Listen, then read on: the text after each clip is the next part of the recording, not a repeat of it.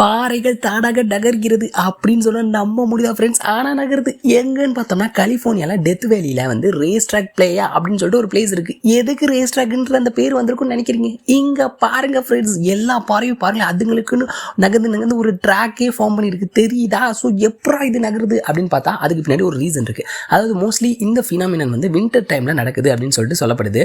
Winter டைமில் மழை பெஞ்சு அடுத்த டெம்பரேச்சர் லோனால் அந்த தண்ணிங்க ஃபுல்லாக ஃப்ரீஸ்ன்ற சென்ஸ் எப்படின்னா அப்படியே பாதி பனிக்கட்டியும் பாதி தண்ணியும் கலந்த மாதிரியான ஒரு ஸ்டேஜ் இருக்கும்ல, அப்படியே மிதக்கிற ஃப்ளோட்டிங், அந்த ஐஸ் எல்லாம் மிதக்கிறோம்ல, அந்த மாதிரி ஸ்டேஜில் இந்த பாறைங்களுக்கு மேலேயும் அந்த பனிக்கட்டிகள் அந்த ஃபார்மேஷன் இருக்கும் கரெக்டாக. அப்போ லைட்டாக ஒரு புஷ்ஷு, அதாவது ரொம்ப மிதக்குது அப்படின்னு சொல்லிட முடியாது, லைட்டாக அந்த மாதிரி ஃப்ளோட்டிங் ஸ்டேஜில் இந்த பனிப்பாறை அந்த இதெல்லாம் பனிக்கட்டிகள் அப்படி இருந்துகிட்டு இருக்கும்போது லைட்டாக காற்று வந்து புஷ் பண்ணுது, காற்று வந்து அப்படியே கொஞ்சம் லைட்டாக அடித்தாலுமே அப்படியே லைட்டாக சின்ன சின்ன மூமெண்ட்டாக கொடுத்து அப்படியே நகருதுங்க.